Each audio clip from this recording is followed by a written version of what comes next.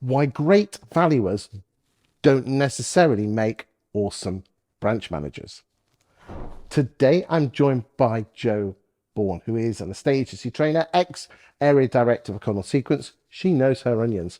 And Joe, I've always had an opinion that great valuers don't necessarily make great branch managers. Why is that? Talk to me.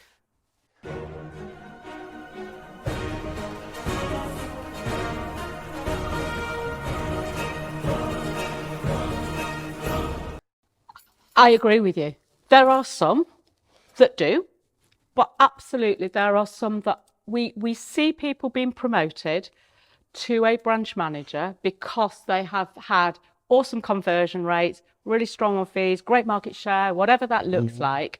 And somebody comes along and says, right, we've got a branch manager vacancy. Do you think it's because of the monies? 100%. Yeah, because the way it's been, or for me, my experience when I was in agency, was that the salaries were paid, the higher salaries were paid to the branch managers. And therefore, if somebody was looking to improve their lifestyle and their income, they saw that the only way they could do that was to be a branch manager. Whether they wanted to be or not necessarily, they would then forego what they really perhaps enjoyed doing the most. On the sofa, doing the deal, getting the listings. 100%. Yeah. You know, the sitting with customers, winning business, taking it back, and the buzz that comes from that, they trade quite often that for company car, bit more money, but not necessarily aware of what that responsibility brings.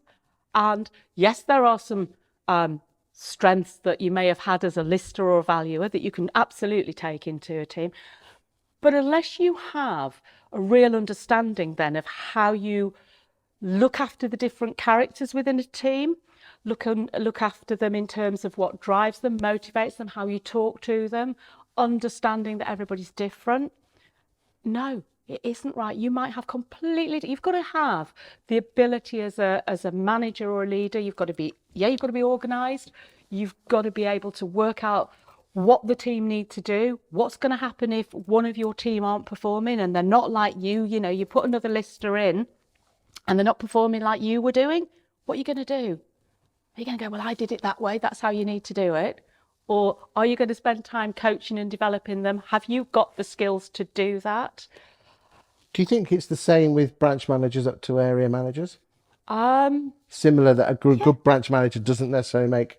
Yeah, absolutely. The biggest shock to my system was going from running one branch where I had control in the nicest possible way of my team and we knew each other, we worked together, to going to my first area role where I was running 5 offices.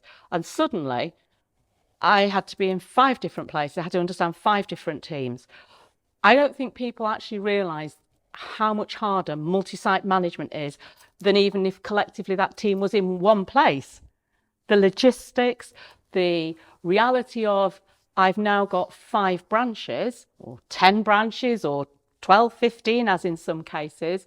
And one day I have 4 managers off. I have 3 negotiators off there. I then have 2 people handing their notice.